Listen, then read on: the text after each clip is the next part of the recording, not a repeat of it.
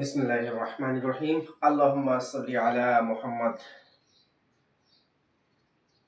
আসসালামু আলাইকুম। হিসাব বিজ্ঞান ও গণিত টিচিং হোমের পক্ষ থেকে আমি মোহাম্মদ আমিনুজ্জামান গাজী সবাইকে জানাই আন্তরিক শুভেচ্ছা ও অভিনন্দন। প্রিয় শিক্ষার্থী বন্ধুরা, তোমরা সবাই কেমন আছো? নিশ্চয়ই ভালো আছো, সুস্থ আছো। প্রিয় শিক্ষার্থী বন্ধুরা, আজকে আমি তোমাদের সাথে হিসাব বিজ্ঞান গণিত টিচিং হোমের ধারাবাহিক আলোচনার প্রক্রিয়ায় রাজশাহী বোর্ড 2021 একটি প্রশ্ন রয়েছে। এই প্রশ্নটির সমাধান নিয়ে আলোচনা করব। মূলত আজকে আমার ফোকাস থাকবে হচ্ছে খতিয়ান, যেটা টি ছক। খতিয়ান টি ছকটা আজকে আমি তোমাদেরকে সুন্দর করে বোঝানোর চেষ্টা করব। এই রাজশাহী বোর্ড 2021-এ তোমাকে উল্লেখ করে বলেছে যে টি ছকে নগদান বইয়ের জেরের পরিমাণ নির্ণয় করতে। অর্থাৎ তোমাকে যখন বলে দিবে যে টি ছকেই নির্দিষ্ট করে করতে হবে, তখন তুমি কিভাবে টি ছকটা প্রস্তুত করবা, তো সেই বিষয়টি নিয়ে আমি তোমাদের সাথে আজ আলোচনা করব। প্রিয় শিক্ষার্থী বন্ধুরা, আমার পরবর্তী ভিডিওটি পাওয়ার জন্য যারা এখন আমার চ্যানেলটিকে সাবস্ক্রাইব করনি, তারা এখন সাবস্ক্রাইব করে নাও। তো চলো বন্ধুরা, আজকে আমরা রাজশাহী বোর্ড 2021 ক, খ, গ তিনটি প্রশ্ন রয়েছে। এই তিনটি প্রশ্নের উত্তর আমরা দেওয়ার চেষ্টা করি। চলো দেখো, এখানে বলেছে 2020 সালের 1 জানুয়ারি তারিখে ইশরাক নগদ 1 লক্ষ টাকা, আসবাবপত্র 50,000 টাকা, 30,000 টাকা ঋণ নিয়ে ব্যবসা আরম্ভ করলেন। দেখো, আমি একটু নোট রাখবো। কি নোট রাখবো? অঙ্ক আমি এখন করবো না, কিন্তু আমি এগুলোর সব জাবেদা করে ফেলবো। ঠিক আছে? তো আসো আমরা তাহলে লিখতে পারি কি, নগদান হিসাব ডেবিট। দেখো আমি এখানে লিখেছি নগদান হিসাব ডেবিট। আচ্ছা, ঋণ যদি নিয়ে আসে তাহলে কি হবে? নগদান হিসাব ডেবিট আর ঋণ হিসাব ক্রেডিট, তাই হয় না? তো আমার এখানে তো একটা নগদান আছে 1 লক্ষ টাকা, তাহলে 1 লক্ষ আর 30,000 টোটাল মিলে টোটাল নগদ কত? 1,30,000 টাকা, তাই না? তো টোটাল নগদান হিসাব ডেবিট 1,30,000 টাকা। দেখো 1,30,000 টাকা, এই যে 1,30,000 টাকা। এরপরে দেখো আসবাবপত্র হিসাব ডেবিট, এই 50,000 টাকা।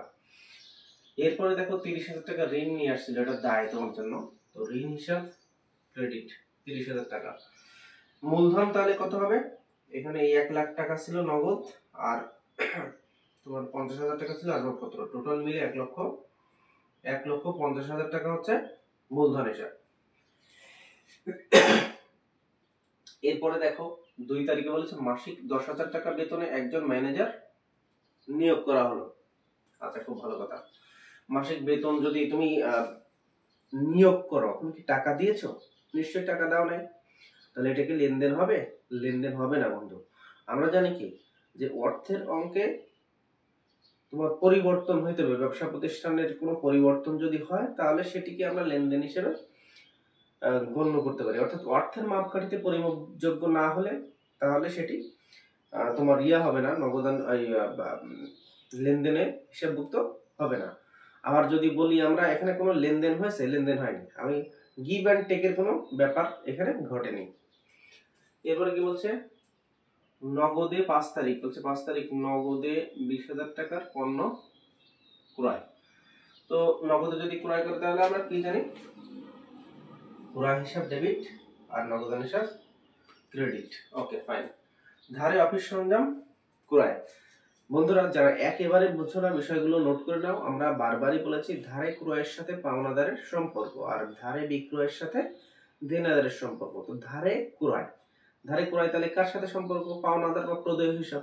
তো ক্রয় হিসাব ডেবিট, ক্রয় মানে ব্যয়, আর পাওনাদার বা প্রদেয় হিসাব ক্রেডিট। দেখো আমি তাই লিখেছি এখানে।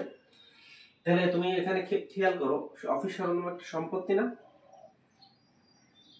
অফিস সরঞ্জাম সম্পদ। তো তুমি লিখো অফিস সরঞ্জাম হিসাব ডেবিট আর পাওনাদার হিসাব ক্রেডিট। ঠিক আছে? এরপর বলছে 10 তারিখে কৃত সরঞ্জামের মূল্য পাওনাদারকে পরিশোধ। আচ্ছা, তুমি যখন একটু আগে কিনেছিলে বাকিতে, তখন তোমার কাছে দায় ছিল না? অর্থাৎ কারো কাছ থেকে আমি ক্রয় করেছি, সেটা আমার জন্য দায় না? দায়টা পরিশোধ হয়ে যাচ্ছে, তাই না?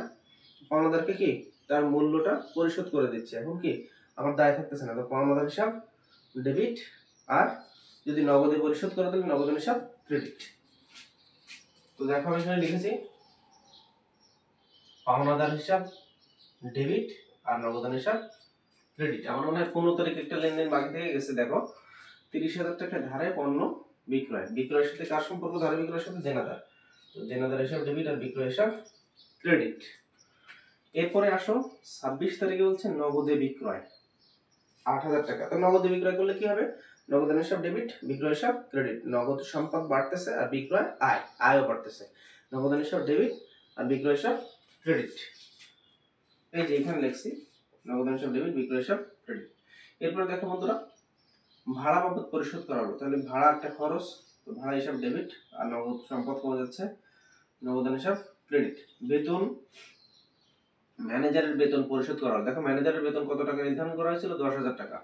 তো বেতন হিসাব ডেবিট আর নগদান হিসাব ক্রেডিট, তাই না? দেখো এখানে ক নাম্বার রিকোয়ারমেন্টে বলছে জনাব ইশরাকের প্রারম্ভিক মূলধনের পরিমাণ নির্ণয়। দেখো বন্ধুরা তোমরা ভুলে গিয়েছো কিনা, এই জন্য আমরা প্রারম্ভিক মূলধনের পরিমাণটা আজকে নির্ণয় করে দেখাবো। তো প্রারম্ভিক সম্পদ আমি একটু লিখে রাখছি তোমাদের জন্য। দেখো প্রারম্ভিক সম্পদ থেকে এই প্রারম্ভিক দায়টা বাদ দেবো। কি করব? বাদ দেবো, ঠিক আছে? প্রারম্ভিক সম্পদ কি ছিল? 1 তারিখে সম্পদ কি ছিল? নগদ ছিল আর আসবাবপত্র ছিল, তাই না? নগদ ছিল আর আসবাবপত্র।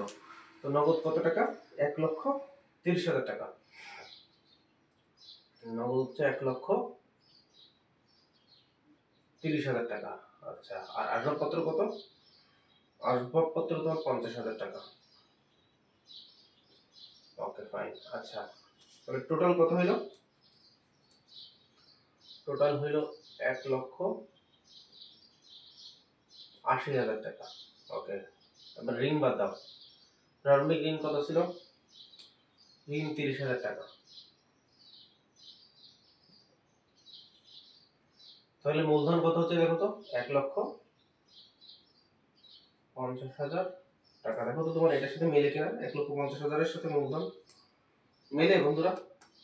তাহলে প্রারম্ভিক মূলধন তোমার 1,50,000 টাকা।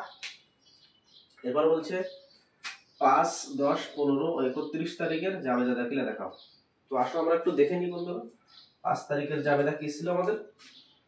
নগদে এত টাকার পণ্য ক্রয়, তো নগদান হিসাব ডেবিট, ক্রয় হিসাব ডেবিট, নগদান হিসাব ক্রেডিট। এরপরে কি বলেছে বন্ধুরা? 10 তারিখ। আসো 10 তারিখে ধারে অফিস সরঞ্জাম ক্রয়, তো অফিস সরঞ্জাম সম্পদ আমরা জানি, অফিস সরঞ্জাম হিসাব ডেবিট আর পাওনাদার হিসাব ক্রেডিট। এরপরে দেখো কি বলেছে? 15 তারিখ 30,000 টাকায় ধারে পণ্য বিক্রয়, তো নগদ দেনাদার হিসাব ডেবিট আর বিক্রয় হিসাব ক্রেডিট, কারণ আমরা জানি ধারে বিক্রয়ের সাথে দেনাদারের সম্পর্ক। এরপর বলেছে 31 তারিখ। দেখো 31 তারিখে বলছিল বেতন পরিশোধ করা হলো, তাই না? তো আমরা লিখেছি কি, এখানে লিখছি বেতন হিসাব ডেবিট আর নগদান হিসাব ক্রেডিট।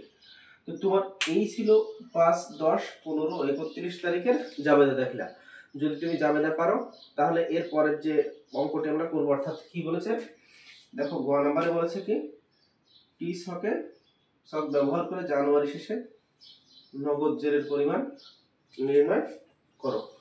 আচ্ছা তোমাকে তো জাবেদা জানা লাগবে, জাবেদা না জানতে পারলে তো তুমি এই নগদান হিসাবটা প্রস্তুত করতে পারবে না, তাই না? দেখো নগদান কোথায় কোথায় আছে আমরা একটু দেখে নিই। একই সাথে আমরা এখানে লিখে ফেলবো, একসাথে লিখে ফেলবো 2020 জানুয়ারি, 2020 জানুয়ারি। দেখো আমি তোমাদেরকে দেখাই দিব কেন জাবেদা এত বেশি গুরুত্বপূর্ণ। আমি জাবেদা থেকে দেখে দেখে এখানে লিখবো। দেখো এখানে খেয়াল রাখবো যে নগদান ডেবিট হলে নগদের টাকা ডেবিট ঘরে বসবে, নগদান যদি ক্রেডিট হয় ক্রেডিট ঘরে নগদান টাকা বসবে। আর শিরোনামটা বসবে, আমি কি বলছি, নগদান যদি ডেবিট হয় তো তার ক্রেডিট শিরোনাম, নগদান যদি ক্রেডিট হয় টাকা তাহলে তার ডেবিট শিরোনাম। তো আসো আমরা প্রথম থেকে বসিয়ে যাই। নগদান হিসাব 1,38,000 টাকা। তো এর বিপরীতে কি কি ছিল? এর বিপরীতে ছিল ঋণ আর মূলধন, তাই না? আমরা বসাবো 1 তারিখে তোমরা লেখো মূলধন হিসাব আর কি ঋণ হিসাব, মূলধন হিসাব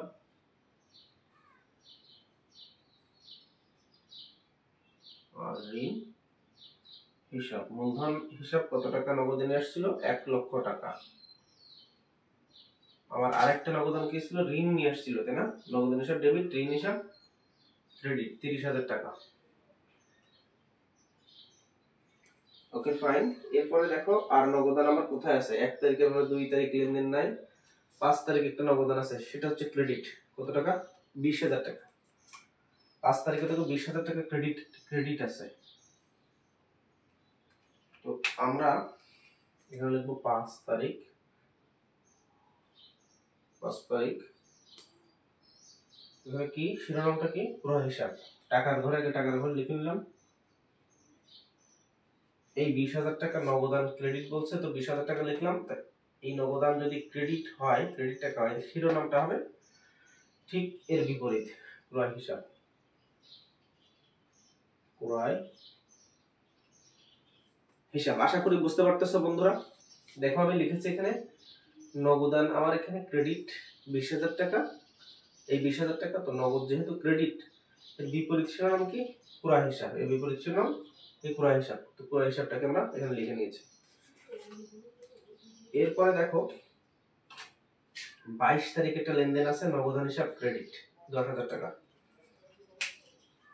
তো 10,000 টাকা আমরা আগে এইখানে বসিয়ে দিলাম। তাহলে বিপরীত শিরোনাম কি আছে বন্ধু? পাওনাদার আছে, খেয়াল করে দেখো, পাওনাদার ডেবিট আছে। নগদ যদি ক্রেডিট হয় তো পাওনাদার, এখানে তারিখ হচ্ছে 22, আমরা লিখবো হচ্ছে পাওনাদার।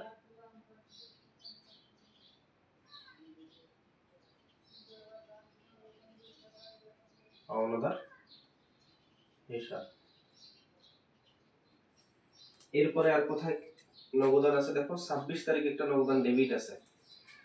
তো লেখো তুমি 26 তারিখ নগদান ডেবিট আছে। কত টাকা? 8,000 টাকা। আমরা এখানে বসিয়ে দিলাম 8,000 টাকা। নগদ যদি ডেবিট হয় তাহলে এই শিরোনামটা হচ্ছে ক্রেডিট। শিরোনাম কি? বিক্রয় হিসাব।